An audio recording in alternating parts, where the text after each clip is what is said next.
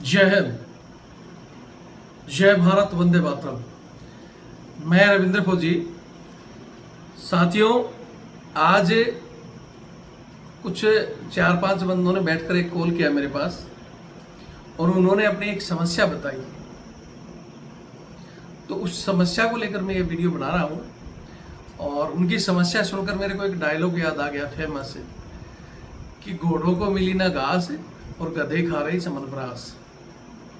ठीक है, यानी जो ग्राउंड में दौड़ रहा है, जो घोड़े की तरह काम कर रहा है, उसको घास नहीं मिल रही, और जो गधे का काम कर रहा है उसको चमनप्रास, यानी उसकी मौज हो रहे हैं। ये कहानी शुरू होती है कि 15 सहायक सीओ, टवाइसी, एडजुटेंट, हर एक कंपनी कमांडर, मेजर साहब, हेडक्वार्टर ओसी, इस तरह और कुछ ऊपर कमांडर साहब के ऐसे 15 सहायक, उनको फील्ड का और हाईएलटी का अलाउंस दिला रहा है एक सीओ, कमांडिंग ऑफिसर। जबकि वो बैठे हैं, कोई दिल्ली बैठा है तो कोई देहरादून बैठा है, कोई कलकत्ता, कोई मुंबई, यानी वो आराम से उनकी मैडमों की और बच्चों की सेवा कर रहे हैं और वो फील्ड का अलाउंस ले रहे हैं। और दूसरी तरफ है कैटेगरी जवान। वो कैटेगरी जवान जो फील्ड में नहीं जा सकते, लेकिन उनको सीओ साहब लेकर चले गए कि भाई ठीक है, तुम वहाँ फील्ड में चलो और जहाँ कठिन है वहाँ हाईएलटी में तुम्हें नीचे डालूंगा, लेकिन वहाँ तक चलो। तो उनको वहाँ ले गया और रिकॉर्ड ये कहता है कि हाईएलटी में जो इनका अलाउंस है वो कैटेगरी को हम दे नहीं सकते, क्योंकि कैटेगरी को फील्ड लागू नहीं है। तो ये पूरी कहानी मैं आज आपको बताऊंगा। और फिर एक चीज़ कहना चाहता हूँ इस कहानी के माध्यम से, हमारे उस कमांडिंग अफसर को, भाई नियम तो कहता है कि कैटेगरी को आप या तो लेके मत जाओ, और लेके जाओ तो अलाउंस दिलवाओ।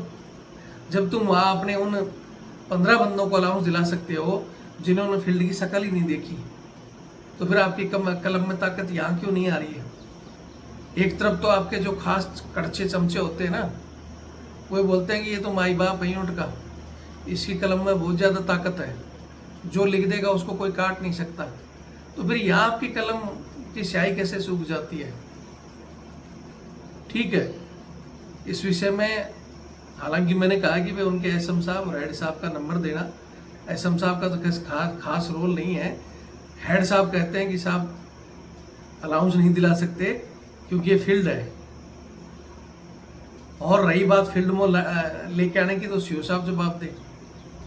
तो इस विषय पर आज हम एक वीडियो बना रहे हैं, और ये वीडियो हम वो कलम की ताकतवर जो लोग हैं उन तक भेज रहे हैं कि कलम नहीं चला सकते तो इनको पीस में भेजो, और यहाँ लेकर आगे साल भर से आप उनसे काम ले रहे हो, तो फिर उस कलम की ताकत को थोड़ा सा इस्तेमाल करो और इनको अलाउंस दिलाओ। उससे पहले मैं छोटी सी चीज़ें बता देता हूँ कि मैं अभी 10 दिन के लिए थोड़ा सा बाहर था, कोई अपना पर्सनल वर्क था मेरा। इस वजह से बहुत से लोगों के फ़ोन आए, तो मैंने यही कहा था सबको कि भाई मैं भी थोड़ा बिजी हूँ, मैं बाद में उठाऊँगा। कुछ ज़्यादा इम्पोर्टेंट थे तो मैंने फ़ोन उठाए भी, जो मेरे से हल हो सकती थी वो समस्याओं का भी कोशिश किया, लेकिन ज़्यादा टाइम नहीं दे पाया, बहुत से लोगों के फ़ोन में उठा भी नहीं पाया। तो अभी मैं आ चुका हूँ अपने घर पर। तो जिसका भी जो भी इम्पोर्टेंट इस 10 दिन के अंदर आया हो, या जिसको मैंने समय दिया हो कि भाई आप 1 तारीख को फ़ोन कर लेना, वो लोग अभी कॉल कर सकते हैं। नंबर सबके पास है, नहीं तो एक बार और नोट कर लो, 8290354513, 82 90 35 45 13। ये मेरा कॉलिंग नंबर है, आप कर सकते हो। यही मेरा व्हाट्सअप नंबर है। किसी का इम्पोर्टेंट है तो व्हाट्सएप पर लिख दो कि सर मेरा ये काम है और मेरे को इसका हल बताओ।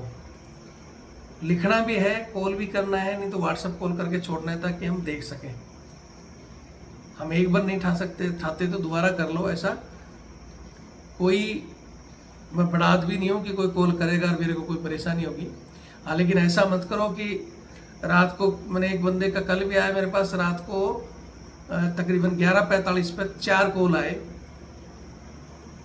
तो हालांकि मैंने समय देखा और नींद थी मेरे को, तो मैंने साइलेंट कर दिया उसको। और साइलेंट इसलिए किया कि इससे पहले भी रात को कॉल करते हैं, फिर सुबह उठते मैंने इस बंदे को कॉल किया कि भाई रात को आपने 3 कॉल किए थे। बोले सर मैंने तो नहीं किया, गलती से लग गया होगा। 3 कॉल क्या गलती से लग सकता है?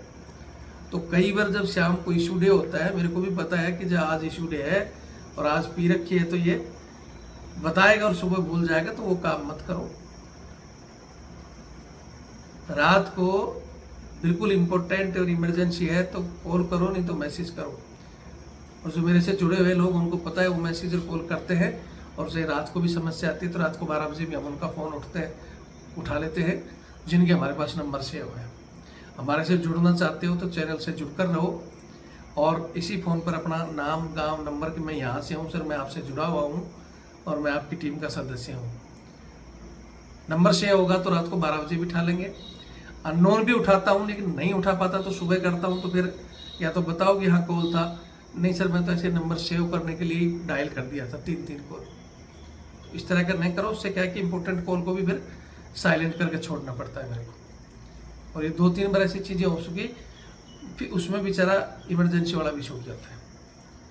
ठीक है, आज सबसे पहले मेन बंदों की जो कहानी थी मैं आपको बता देता हूँ कि इनकी यूनिट अभी लगभग पिछले 1 साल से 1.5 साल हो गया फील्ड में गई है। तो फील्ड में वहाँ सीओ साहब कैटेगरी बंदों को लेके चला गया। कुछ लोगों को तो सेंटर में छोड़ा, इधर उधर छोड़ा, लेकिन कुछ लोगों को लेके चला गया कि भाई चलो जो वहाँ काम कर सकते हो मैं आप लोगों को अलाउंस दिलाऊंगा। साल भर हो गया, सीओ साहब हाँ आ जाएगा, अगले महीने आ जाएगा, अगले महीने आ जाएगा, बाकी बंदों का अलाउंस आ रहा है, रिक्स अलाउंस भी, रॉयल्टी अलाउंस भी, दोनों। लेकिन उनका 1 साल से नहीं आया। उन्होंने सीओ साहब से मिलकर भी बात की, सब जगह बताया, लेकिन कहीं नहीं किया। हेड साहब से पूछते हैं तो बोलता है भाई ऑथराइज नहीं, मैं क्या करूँ। फिर हमारे को लाए क्यों, सीओ साहब से बोलते हैं तो मैं कोशिश कर रहा हूँ। तो आखिर वो सीओ साहब की कोशिश कब पूरी होगी, या खाली इन बंदों को टरकाए रहा है। मैंने उन बंदों को कहा भी कि भाई आप ऊपर कंप्लेंट लिख दो। तो बोले सर अगर ऊपर कंप्लेंट लिखते हैं तो बोलता है कि जो ज़्यादा मुँह खोलोगे तो जिसका जैसे कम सर्विस है और वो बंदा बोल रहा है, तो फिर वही बात है, सीओ साहब के हाथ में पावर है कि भाई इसका अपना घर भेजो इसको। सेल्टर अपॉइंटमेंट जो सीओ साहब के हाथ में होता है, वो बोलेगा इस बंदे का विड्रॉ करता हूँ, मैं नहीं रखना चाहता, मैं भेज दूंगा इसको। तो जो बंदों की सर्विस का मैं बेचारे वो डर रहे हैं, काम भी कर रहे हैं। ठीक है, मैं फिर कहूँगा कि यहाँ 15 बंदे, वो तो मेरे को मोटा मोटा ही आइडिया दिया है, हो सकता है इससे ज़्यादा ही होंगे, जिनको घर भेजा हुआ है। सॉरी घर नहीं, अपने घर, यानी वो सीओ साहब के घर है, कंपनी कमांडरों के घर है, 2IC के कमांडर साहब के, उनकी मैडमों के पास है। वो साल भर से उन्होंने फील्ड का दर्शन नहीं किया, उनको अलाउंस मिल रहा है।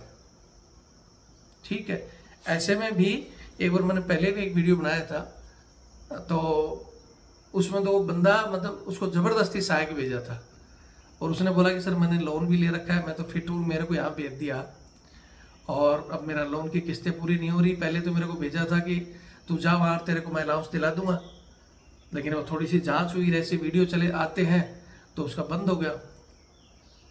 ठीक है, किसी को दिला रहे हो, हमें उसमें ऐतराज़ नहीं है।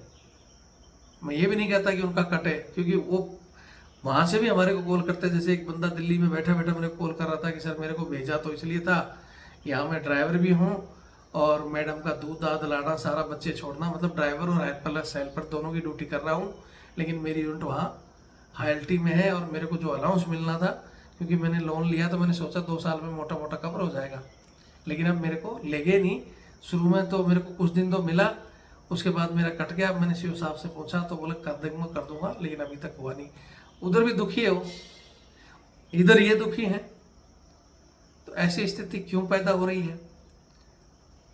आप वहाँ जो बैठे हैं, क्यों नहीं वहाँ सिविलियन रख रहे थे?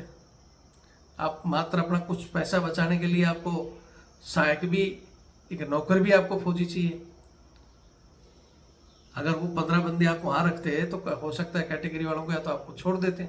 अगर नहीं ला सकते और किसी को लाए हो तो अलाउंस दिलाओ। उनको झूठा आश्वासन देकर साल भर रख लिया, ये गलत है। ये कौन सी यूनिट की कहानी है, हर बंदों को मैंने बता दिया है कि भाई या तो तरीका ये है कि आप अपने हिसाब से सीओ साहब से, कमांडर साहब से रिक्वेस्ट कर लो।